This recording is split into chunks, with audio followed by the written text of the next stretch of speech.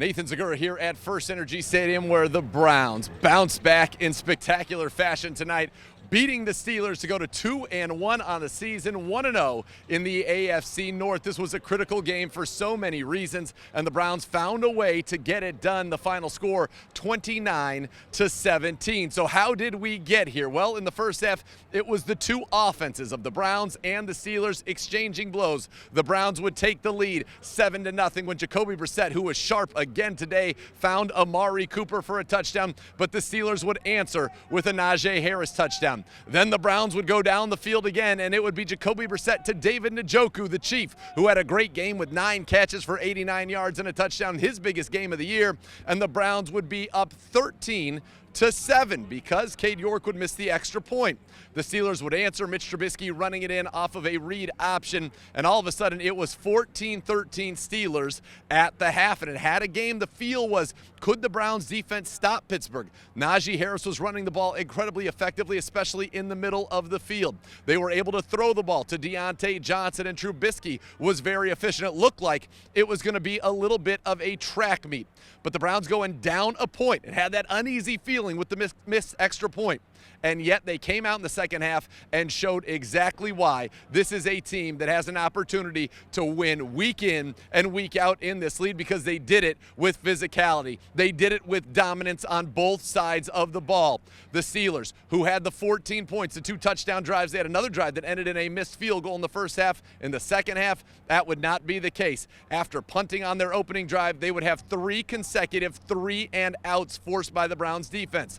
That would allow the Browns offense to get a field goal from Cade York and one more touchdown. Nick Chubb on a 4th down, running behind Joel Bitonio, running behind Yelda Froholt as the Browns impose their will on an 80-yard drive. They had back-to-back 80-yard drives, one ending in a field goal and the other ending in a touchdown, and the Browns would be ahead at that point, feeling good, up 9, 23-14. But that's a position the Browns had been in before with about 6 minutes to go, just as they were in Carolina. Well, this secondary did a great job, and yes, the Steelers were able to get down the field and get a field goal, but they ended up needing to use their timeouts. They didn't have any time left, and so they would kick a field goal to make it down 6. Then it would be time for an onside kick, and this one ended up out of bounds. The Browns would get the ball. They would think they ended the game. A replay overturn would make the Browns have to punt it at the end, and then the Steelers tried a trick play where they would throw a bunch of laterals. That got knocked into the end zone by Jacob Phillips, who was huge in the second half, by the way.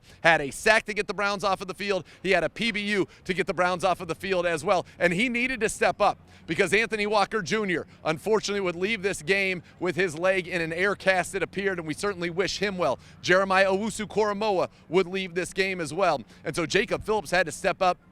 And step up he did for the Cleveland Browns, as did Sione Takitaki, and even Tony Fields getting in the mix at the linebacker position for the Browns. So they were able to get that late touchdown. That makes it 29-17, the final that you see there. But most importantly, the resilience shown by this team was, I think, incredibly impressive. The play calling of Kevin Stefanski was on point. I go back to one of those drives in the second half. They had 3rd and 1. Brissett had already snuck on the Steelers twice. They said, "You're not doing it again." He did play action, hits Amari Cooper for 32. Cooper, by the way, 101 yards and a touchdown for the 2nd consecutive week. Boy, does that trade look great for the Browns front office. Cooper, the first Browns receiver to go over 100 in back-to-back games since Josh Gordon years ago. So what a find he has been. Brissett, 21 of 31 in this one, 220 yards, 2 touchdowns, a quarterback rating of over 100. Chubb was over 100 yards. Kareem Hunt had big plays when he needed them, and I mentioned the Chief earlier, the 9 catches for 89 and a score. This offense is cooking, and if what we saw in the second half continues for this defense, the Browns have an opportunity to go on a nice little run here and stack a win as they head down south to take on the Atlanta Falcons in Week 4. But the big story, a win over the Steelers, a win in the AFC North, and the Browns are now 2-1 on the season. Great bounce-back performance after the heartbreak against the Jets. We're going to have a Victory Friday. Join us, me, Bo, the Hoff, all coming your way tomorrow at 1 o'clock on Cleveland Browns Daily. Enjoy it, Cleveland. A big Thursday night win over the Steelers.